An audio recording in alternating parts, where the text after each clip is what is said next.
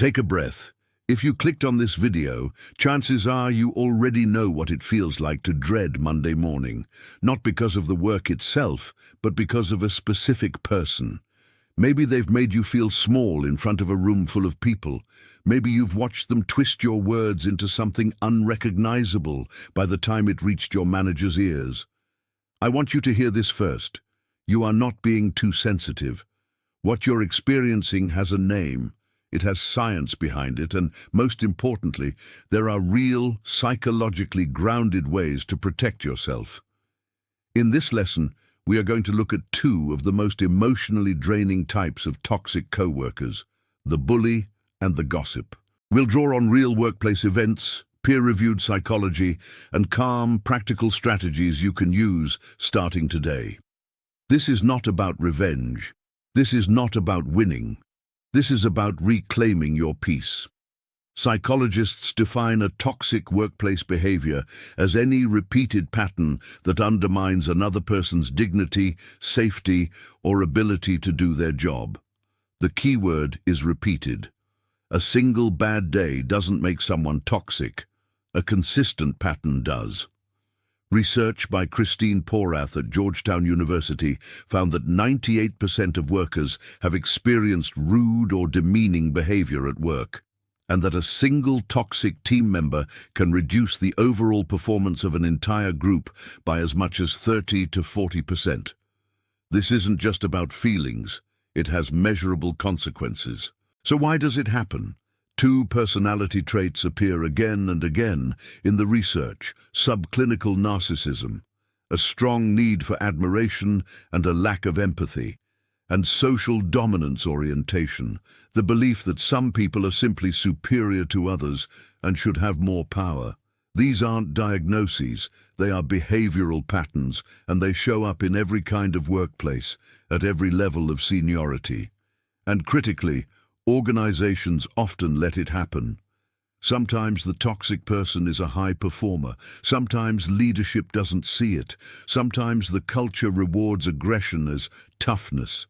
Understanding this context helps us stop blaming ourselves and start responding strategically. Who they are, the workplace bully rarely throws punches. Rarely. Their weapons are far subtler. Public humiliation, constant criticism, talking over you in meetings, taking credit for your ideas, or using a sharp tone that leaves you shaken for hours afterward. Psychologically, workplace bullies typically operate from a place of insecurity masked by control. Research published in the Journal of Applied Psychology shows that individuals with fragile self-esteem are significantly more likely to engage in aggressive workplace behavior, particularly when they feel threatened by a capable peer. In other words, they target you because of your potential, not your weakness. The Goldman Sachs intern case. In 2013, a 21-year-old intern at Goldman Sachs in London, Moritz Erhardt, died after working 72 hours straight, reportedly driven by a hyper-competitive, fear-based work culture where junior employees felt unable to say no to senior staff or leave the office before their superiors did. The culture of intimidation was so normalized that breaking from it felt career-ending. The tragedy sparked a global conversation about bullying disguised as high standards. A subsequent review by the UK Financial Conduct Authority found systematic patterns of coercion in several major banks' analyst programs, where fear, not motivation, was the primary driver of compliance. This is an extreme case, but it illustrates something real. When bullying becomes embedded in culture, it becomes invisible and deadly serious. Bully, type what it does to you. The psychological impact. If you work near a bully, your nervous system is likely in a near-constant state of low-grade threat response. This is not metaphorical. Research from the University of Manitoba shows that workplace bullying activates the same neurological pathways as physical danger. Your amygdala, the brain's alarm system, fires repeatedly, flooding your body with cortisol. Over time, this leads to what researchers call hypervigilance. You become acutely aware of that person's mood, footsteps, tone of voice. You pre-edit everything you say around them. You lose creative energy, focus, and the ability to take risks at work. Eventually, it can develop into clinical anxiety or depression. Knowing this matters because it means the symptoms you're feeling are real biological responses, not weakness. You are not anxious because you are fragile. You are anxious because your nervous system is responding to a genuine threat, exactly the way it was designed to. Document everything. After any incident, write a brief, factual note. Date, time, what was said, who was present. This is not about building a legal case. It's about grounding yourself in fact, not gaslight. It also becomes evidence if you ever need HR. Use the grey rock method, coined by therapists working with narcissistic abuse survivors. Become deliberately boring and non-reactive to the bully. Bullies thrive on emotional response. Give them data. Say, "I'll look into that," instead of defending yourself emotionally. Starve the dynamic. Respond, don't react. When publicly humiliated, a calm, slow response disarms the power dynamic. Try, "That's an interesting perspective. I see it differently. Can we discuss this later?" You do not owe them a debate in the moment. Build alliances. Bullies often isolate their targets. Counter this deliberately. Build relationships with colleagues, mentors, and managers. Research by Amy Edmondson at Harvard shows that psychological safety, a sense that you won't be punished for speaking up, is best built through social connection. Seek support outside work. A therapist, trusted mentor, or even a journal practice helps you process the cortisol and maintain your sense of self. This is not a sign of failure. It is a clinical best practice. The gossip is often harder to identify than the bully because on the surface they seem friendly, even charming. They are the first to ask how your weekend was. They share information freely. They always seem to know what's happening behind closed doors, but they are also the reason a private conversation you had on Monday is being discussed by the whole floor by Wednesday.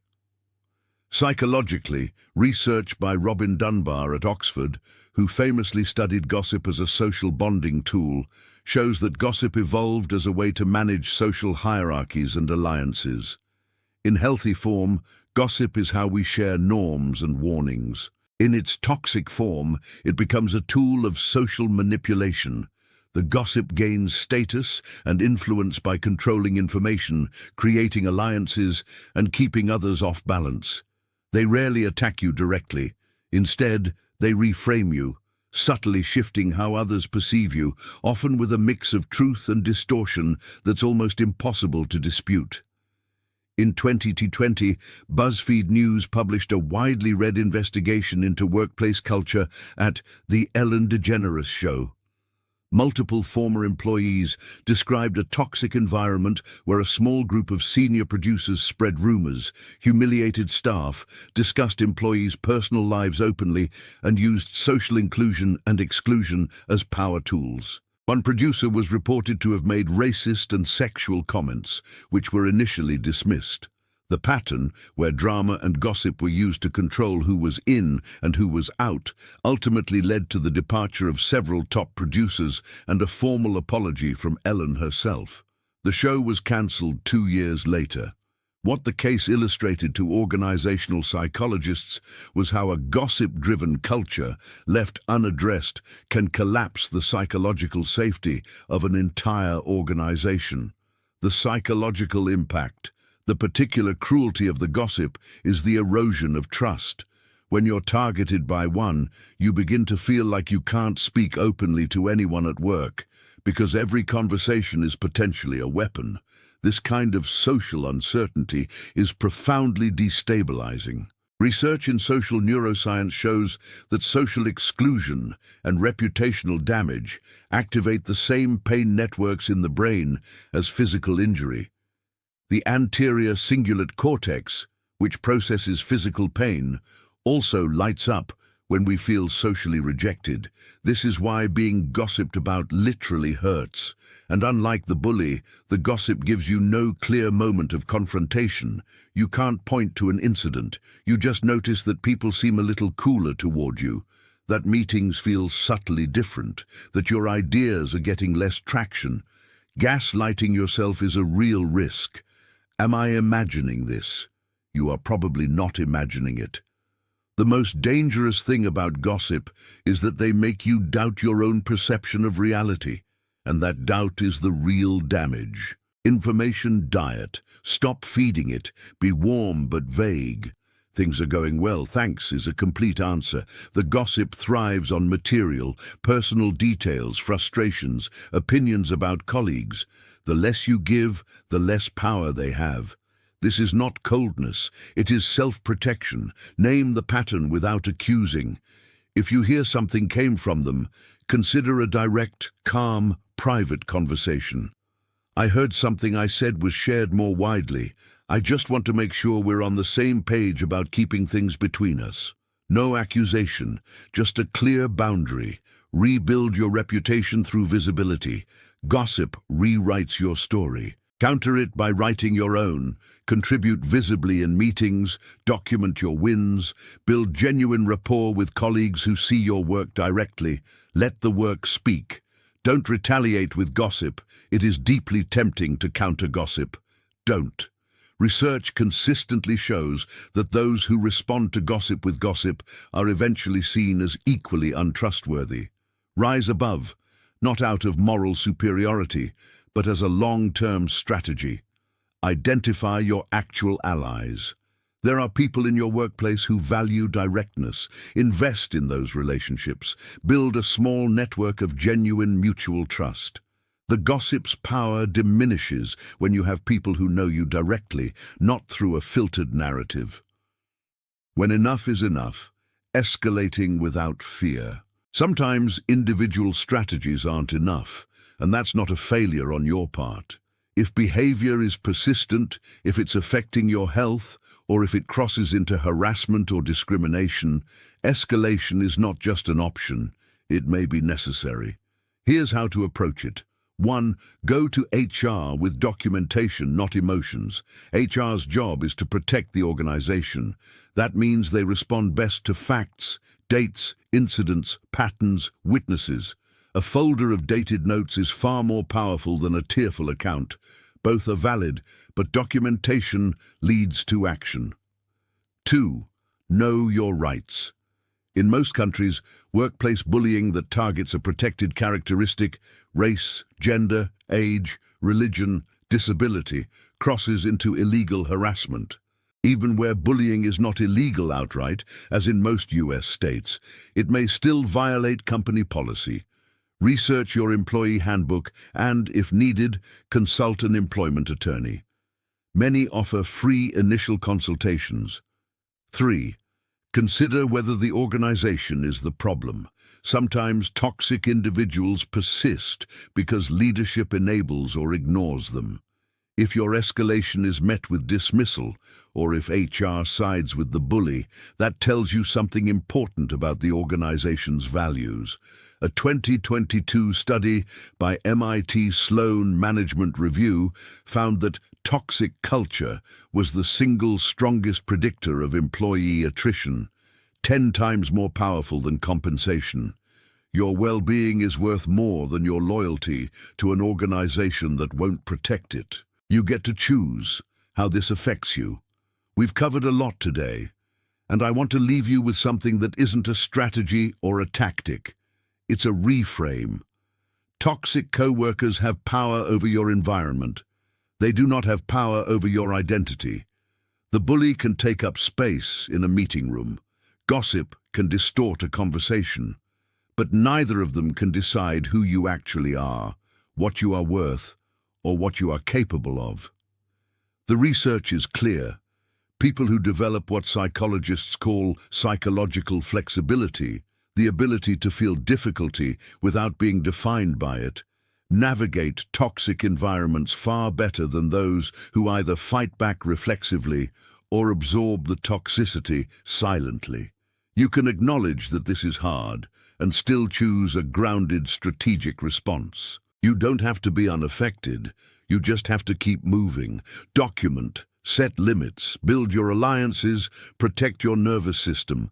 And if the environment cannot change, give yourself permission to find one that can hold you better. You deserve a workplace where you can breathe, take care of yourself, and I'll see you in the next lesson.